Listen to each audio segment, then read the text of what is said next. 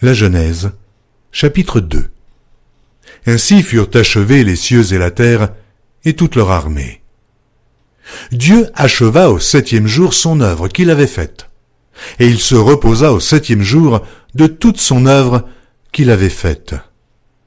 Dieu bénit le 7e jour, et il le sanctifia, parce qu'en ce jour, il se reposa de toute son œuvre qu'il avait créée en la faisant.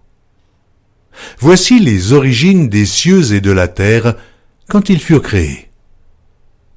Lorsque l'Éternel Dieu fit une terre et des cieux, aucun arbuste des champs n'était encore sur la terre, et aucune herbe des champs ne germait encore, car l'Éternel Dieu n'avait pas fait pleuvoir sur la terre, et il n'y avait point d'homme pour cultiver le sol. Mais une vapeur s'éleva de la terre et arrosa toute la surface du sol. L'Éternel Dieu forma l'homme de la poussière de la terre. Il souffla dans ses narines un souffle de vie, et l'homme devint un être vivant.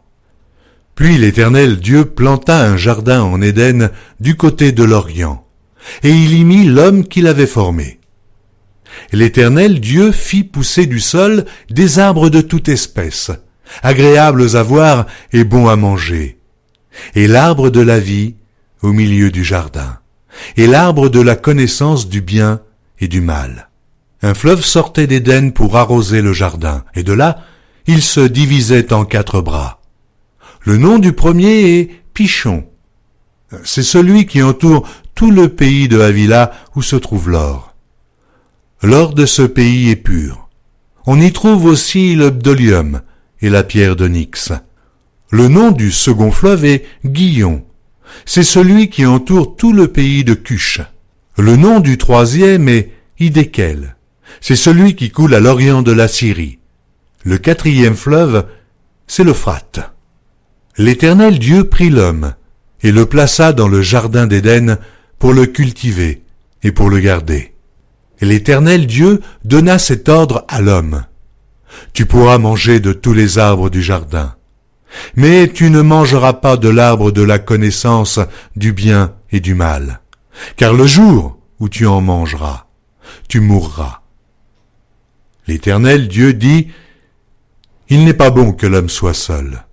Je lui ferai une aide semblable à lui. » L'Éternel Dieu forma de la terre tous les animaux des champs et tous les oiseaux du ciel, et il les fit venir vers l'homme pour voir comment il les appellerait, et afin que tout être vivant portât le nom que lui donnerait l'homme. Et l'homme donna des noms à tout le bétail, aux oiseaux du ciel et à tous les animaux des champs. Mais, pour l'homme, il ne trouva point d'aide semblable à lui.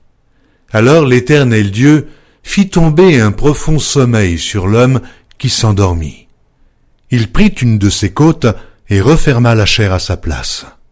L'Éternel Dieu forma une femme de la côte qu'il avait prise de l'homme, et il l'amena vers l'homme.